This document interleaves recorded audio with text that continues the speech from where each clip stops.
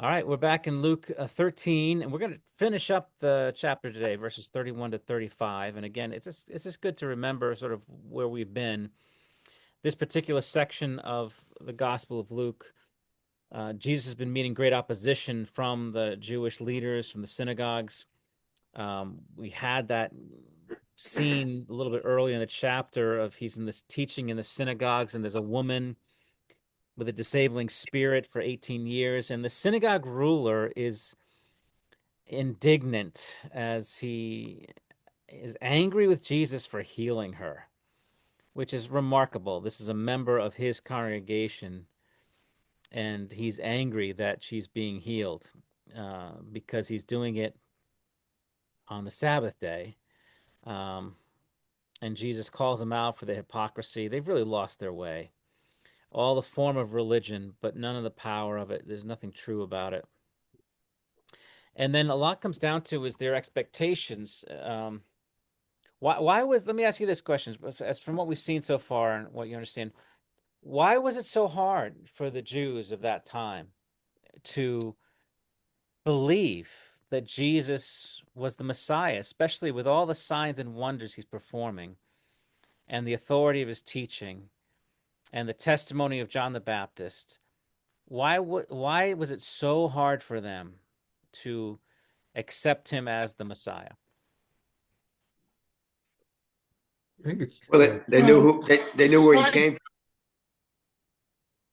from. Go ahead, Bob Fowler. I gotta say which one it was. I heard Bob say. okay, I was going to say aside, aside from the Jewish leaders of the day, they were also expecting a conqueror to come and free them from the Romans, which Yeah. Jesus was not. Yeah. Yeah, that's a great, yeah, that's the main thing is that they're expecting a Messiah, a military leader. In fact, even today that's what they expect. Mm. From when they talk about they're waiting for their Messiah. He's a political figure who's going to make Israel great again. He's going to bring them on top. He's going to have victory over victory. And that's one thing that for all his signs and wonders, there's no land being taken. There's no progress being made toward that end. So, Rob, you're going to say something too? I'm sorry. No, I just said they knew him to be the kid down the street who Yeah, worked with his dad in the carpenter shop. yeah, And now all of a sudden this kid comes over and says, I'm the Messiah. You know. yeah. So you have the hometown bias. Like we saw this kid grow up. Bob, you going to add anything to that, Bob Thomas? Yeah, it's just that I mean they like their position of power and prestige, and that's he was not he was trying to teach them that no, if you're a leader, you serve these people, Yeah, and yeah. it was just totally turning their world upside down. They didn't want to let go of it.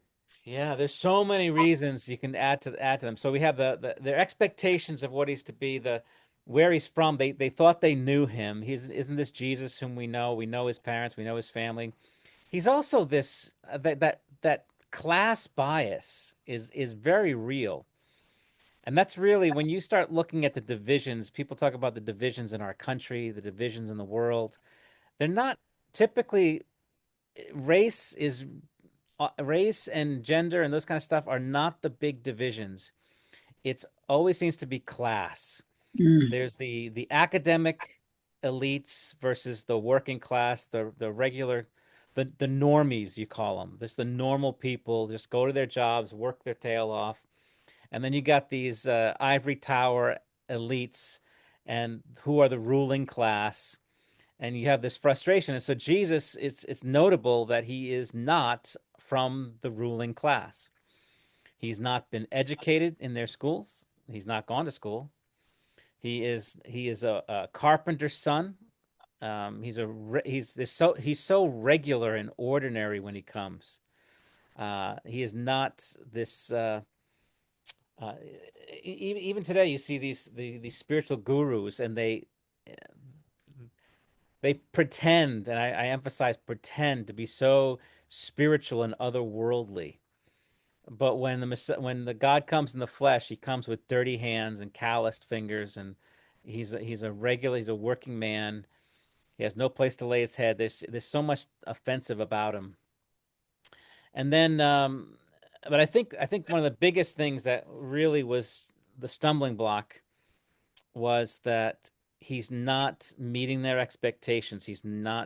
They're not making progress in the political world. The Romans still rule everything, and Jesus, for all his signs and wonders, has not moved the ball, if you will.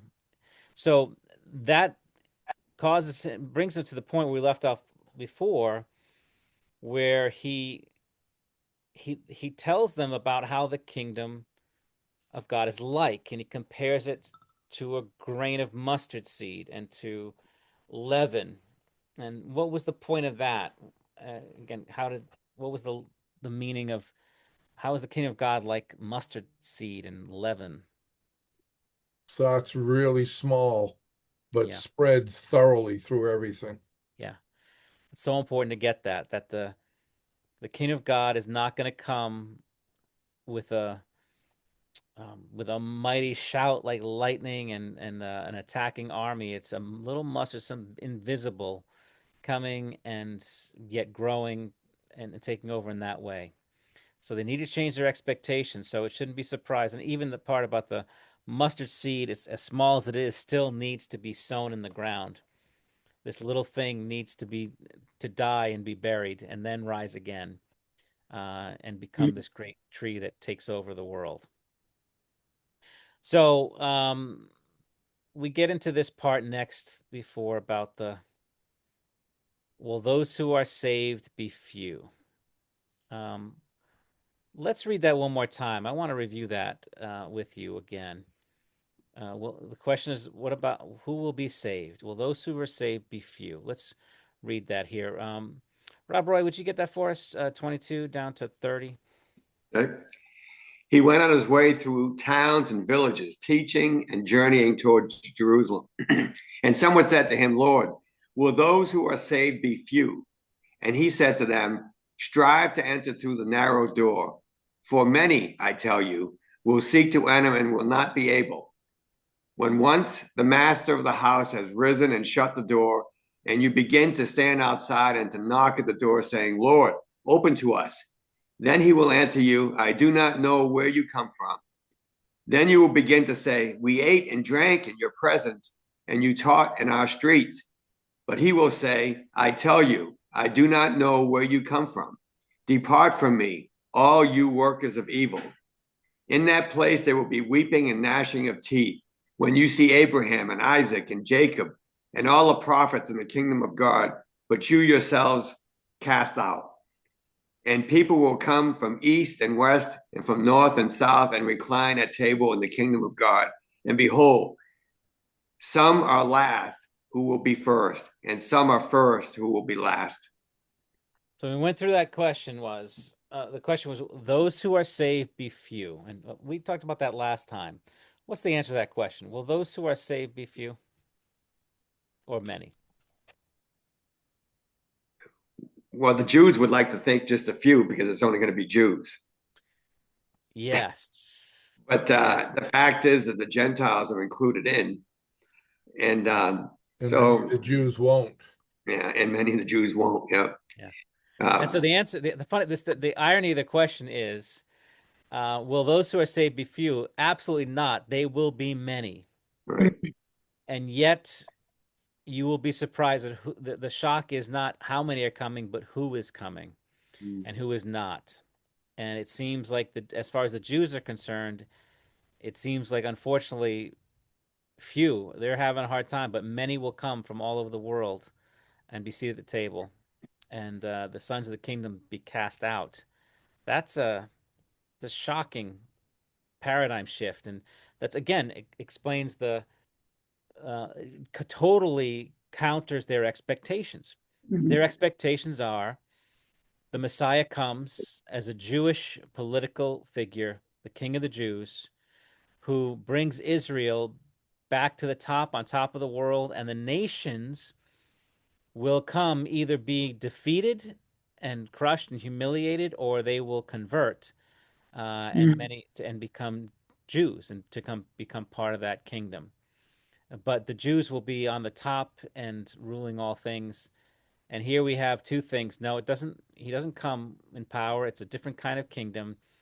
And this kingdom is absolutely including the Jews, but also every other nation will come. And you'll be surprised at who it is that's seated around the table when the kingdom comes. So that's where we left off last time. And let's pick it up today. This is now verses 31 to 35. Elizabeth, would you read that for us? 31 to 35, Sure. chapter 13. At that very hour, some Pharisees came and said to him, "Get away from here, for Herod wants to kill you." And he said to them, "Go and tell that fox, behold, I cast out demons and perform cures today, and tomorrow and the third day I finish my course. Nevertheless, I must go on my way today, and tomorrow and the day following, for it cannot be that a prophet should perish away from Jerusalem. O Jerusalem, Jerusalem, the city that killed the prophets and stoned those who were sent to it. How often would I have gathered your children together, as a hen gathers her brood under her wings, and you were not willing. Behold, your house is forsaken, and I tell you, you will not see me until you say, Blessed is he who comes in the name of the Lord." Okay. All right. Connected now with this passage, we have at that same time, the Pharisees come, some Pharisees, again, and to be fair, remember, not every Pharisee opposed Jesus. There, we know at least of two that supported him. Who were the two, if you remember? Joseph of Arimathea and what's his name? Yeah, who was the one that came to Jesus at night? He said, "You must be born again." Nicodemus. Nicodemus. Thank you. Nicodemus. We know at least two Pharisees at that time that. So there were those who they unfortunately they were, again, the Pharisees are like our politicians. It's like, we say, oh, they're all corrupt. They're not all corrupt. There's some good ones in there, but they're minority. And oftentimes they kind of just keep their head down. They don't really have a lot of influence. Just like this, there are some Pharisees out there that do believe, and they warn him. What do they say? Get away. Why? Herod wants to kill you. Herod wants to kill you. Who's Herod? The Roman appointed governor of Judea. Yeah, this is Herod Agrippa, I think it is. Yep. He's the tetrarch. If you remember that term, the tetrarch. After Herod the Great died, his kingdom of Israel was split between in four parts. I think his four sons, and Herod Agrippa was the one who was, I believe, his charge was over Galilee, where Jesus is from. He wants to kill you. Jesus' response is very interesting. What does he say? First, I think he said, go see him, calls him that fox, and tell him what I'm doing. Now, here's a couple things about that fox. I wonder about this here. Why does Jesus call him a fox? That's an interesting phrase. And I have a couple theories on this about why. He's a sly guy. Definitely. Foxes are sly. Which is an interesting thing to call a king a fox. Kings don't need to be foxes. They're lions. They have the power. They don't need to sneak around. But this king needs to sneak around. Because in a sense, what we're going to find out is he is not the real king of the Jews. He's an imposter. And so to call him a fox instead of a lion or a beast or something of power, he has to be sly and sneaky because he doesn't have the power and authority, even though he's technically the king. But there's one other thing in this passage that really strikes me. I just noticed it kind of now, actually, where the fox will come into play.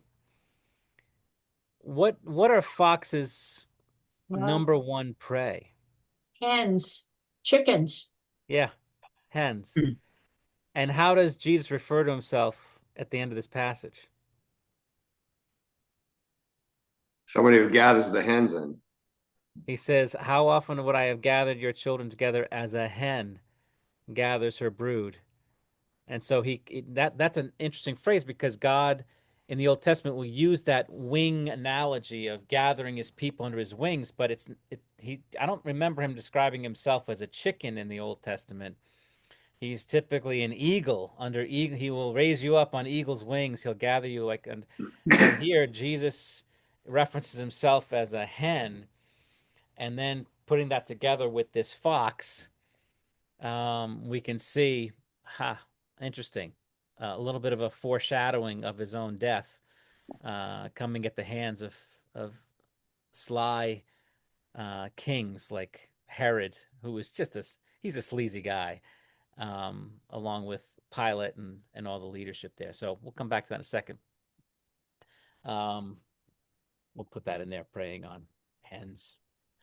But then he says from there, what's the message to Herod? He says a few things next. What does he want to tell him?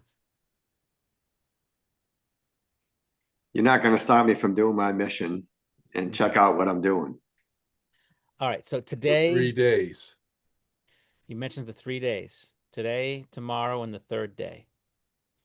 So today and tomorrow, what is he doing? Casting out demons and curing people. Yeah.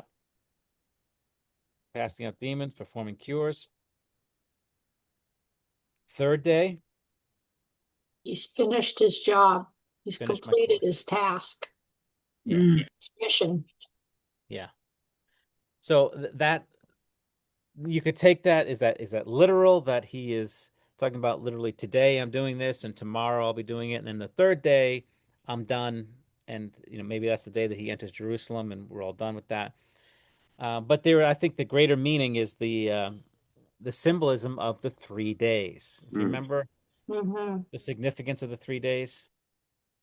Yeah, I remember you saying there's all kinds of signs in the scriptures, 3 days where somehow life comes at the end of it. Yeah. So day one, we see sort of a promise.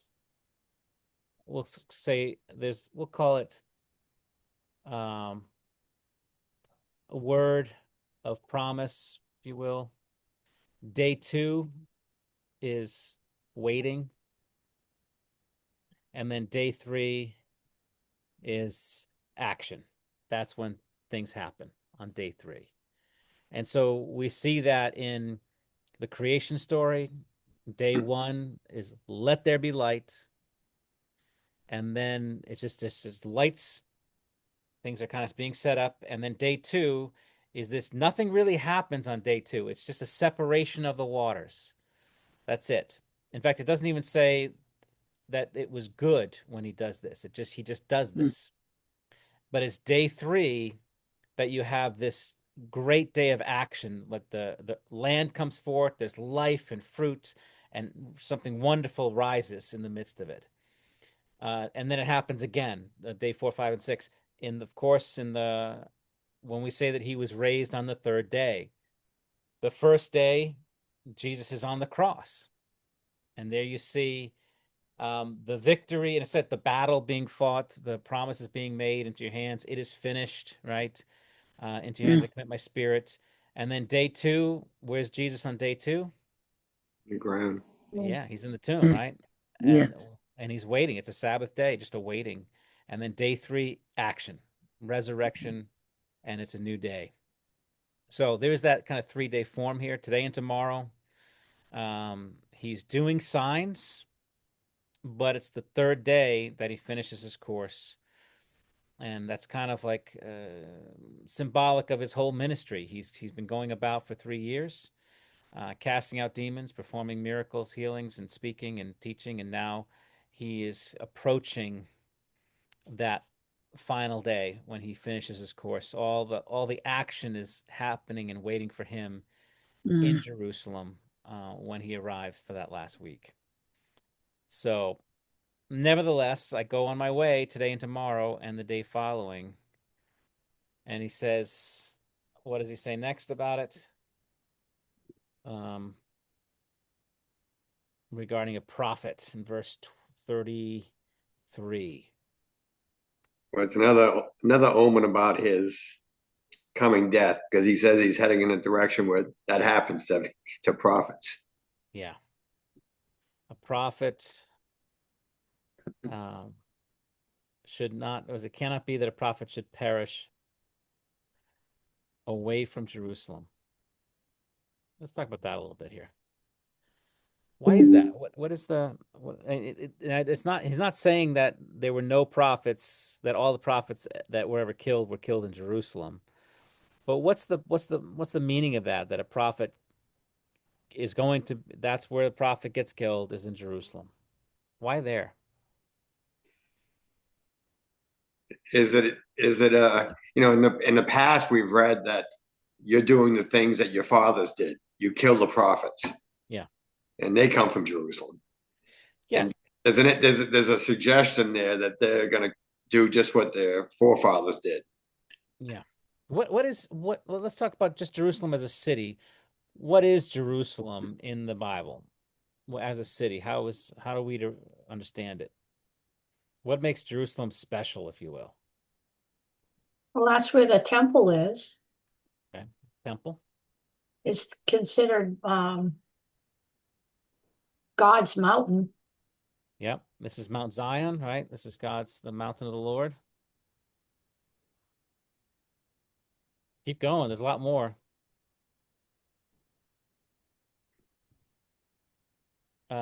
It's also called the city of what? David. Light. City of David. Yeah. It is a city on a hill, like a lights, and sometimes city of David, city of God. It's Jerusalem. What does the name mean? What does Salem mean? Was it peace? Peace. Hmm. This is the temple. This is the house of the Lord. This is where the king dwells in Jerusalem. The high priest dwells in Jerusalem. This is where God's blessing is. This is the city of God. And yet now he says, why are the prophets always, in a sense, seem to be killed and stoned in Jerusalem? Well,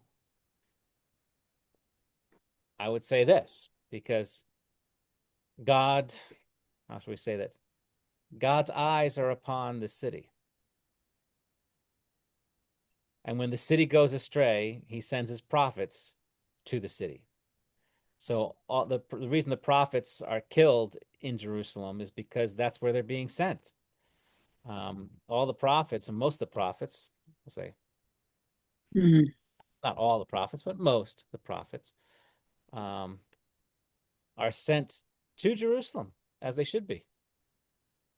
And because that's the city that is, as Jerusalem goes, so goes the whole nation. That's where the king is. That's where the priests are. If there's rebuking to be done, it's going to happen there. It's those kings that are going to be rebuked. It's those priests that are going to be rebuked by the Lord. And of course, they won't like it, and they will stone those sent to them. I don't know how many prophets have had real success where the kings, maybe Isaiah, he had some good days with Hezekiah, where the kings actually listened to them. But, most of the prophets are not received particularly well by the kings and the priests. And then he says, there's no shortage, I guess, of prophets that were killed, like in the Northern Kingdom. Yeah. Also. Yeah. Samaria too. Yeah, that's true. That's true. But those are your two main cities. But Jerusalem really is the main one. And especially after, in 722, Samaria is wiped out. And so it's just Jerusalem after that for the next 150 years. But when he says, "Oh, Jerusalem, Jerusalem,"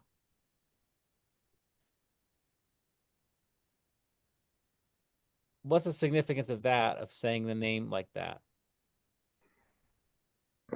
Emphasis and closeness to them. Yeah. It emphasizes the emphasis of love and affection. When you say a person's name twice, Moses, Moses, Samuel, Samuel, Simon, Simon, Saul, Saul, why are you persecuting me? It emphasizes this affection for the person, a love for them, and he is a longing for them. And so, even how does he describe his affection for Jerusalem? Jesus depicts himself as what?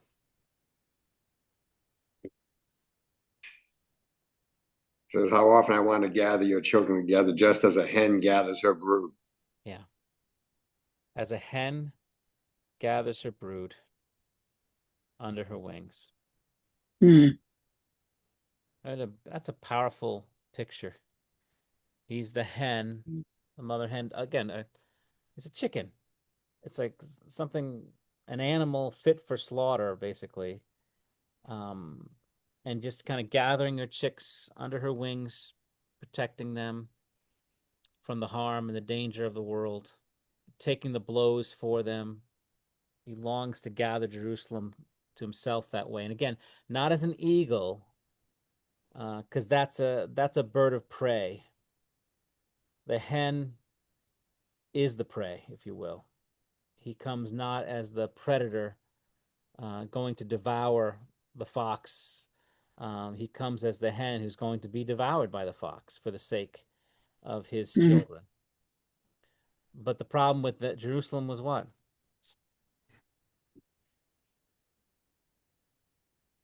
What was the problem with this city? He says, I long to gather you, but They weren't willing. not willing. Yeah. Hang on a second here. I'm going to just do a page break here so we can see it all together. Yeah, you were not willing.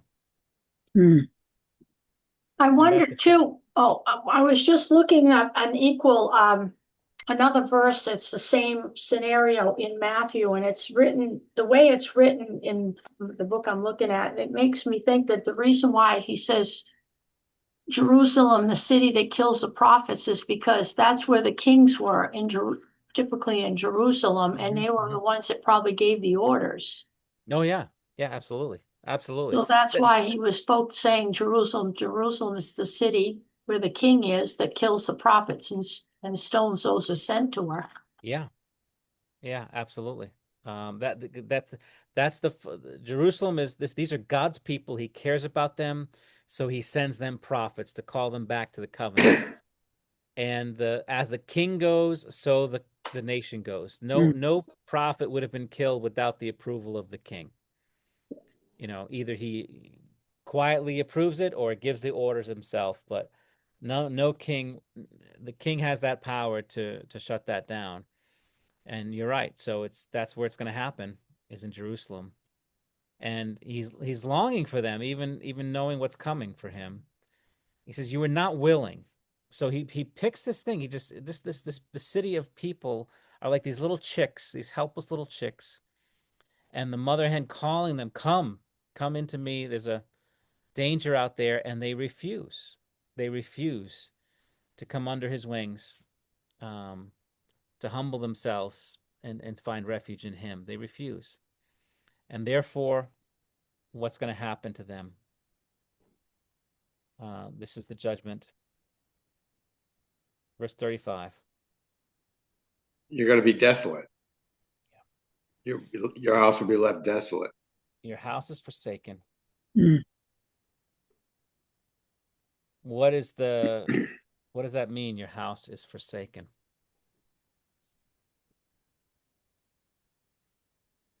The Lord's left it. It's not. Yeah, the Lord has left this place. Yeah. No protection. The temple. This is what Ezekiel saw, if you remember.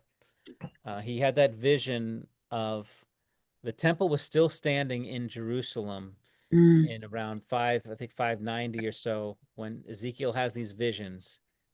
And Ezekiel is in Babylon, if you recall. They had taken a whole bunch of exiles out already. And he has this vision of the wheel within a wheel and the cherubim. But the cherubim are holding up this throne, which is the throne of God, like on a chariot. That's the purpose of the wheels. And that he sees God's throne not in Jerusalem, but in Babylon. That and you see that throughout the book of Ezekiel, where it's basically explaining to Ezekiel why God has abandoned Jerusalem. He's no longer there. That's not his throne anymore. He's left the building, if you will. And so therefore, once he's done that, and Jerusalem is handed over to the Babylonians for destruction, the temple destroyed, the city destroyed, because God has forsaken that city. He's left them because of their disobedience, because they've broken the covenant again and again. They've defiled his name. In fact, in Josephus' account of the destruction of the temple in 70 AD, one of the accounts, which is really stunning, before it happens, while the Jews in Jerusalem are under siege by the Romans, all kinds of signs and wonders are going on, strange things. They're hearing, there are reports of troops marching in the clouds, and one report of voices coming out of the temple saying, "Let us depart this place." Mm. And so all these different signs of God sort of leaving and abandoning them. And your house is forsaken. This is no longer the throne of God. This is no longer the city of God. It's in a sense, and this is what's going to happen to the Christians. Jerusalem will not be the center of the Christian church any longer. It will become actually the capital of their enemies. It'll be the most dangerous place for Christians in the first century. And that's the point of their greatest persecution will be Jerusalem. So your house is forsaken. The Lord's left this city. And he says something interesting. I tell you, you will not see me until you say, "Blessed is he who comes in the name of the Lord." All right, I want to talk about that a little bit. You will not see me. So Jerusalem, that is, will not see me until you say, "Blessed is he who comes in the name of the Lord." Mm. What is that a reference to? What's going on there? Except Well, the people. Go ahead, Bob. just accepting him as the Son of God. All right. So the when they say "Blessed is he who comes in the name of the Lord," they are acknowledging Jesus. him, yeah, as Messiah. so there's a couple interpretations of this. One is that Jesus, in a sense, returns to Jerusalem at a time when the Jews will embrace him as Messiah. Isn't that what that's- the people said when he was approaching Jerusalem on the Sunday before the Yeah. crucifixion? Yes. When they Yes, were so putting the palms, they were putting the coats down on the road and the, yes, exactly right. So actually, it's the funny thing is, so it's got, so there are two takes on this. One is, and I'll start with that first one here, Palm Sunday. It hasn't happened yet in the Gospel of Luke, and Jesus is saying that, you know, he's about to enter the city at some point, and so you won't see me. He's basically going to be sort of undercover now. So basically his ministry is going to be less public. He's not going to do great miracles and wonders in Jerusalem until he's ready to enter on Palm Sunday, and you say, "Blessed is he who comes in the name of the Lord."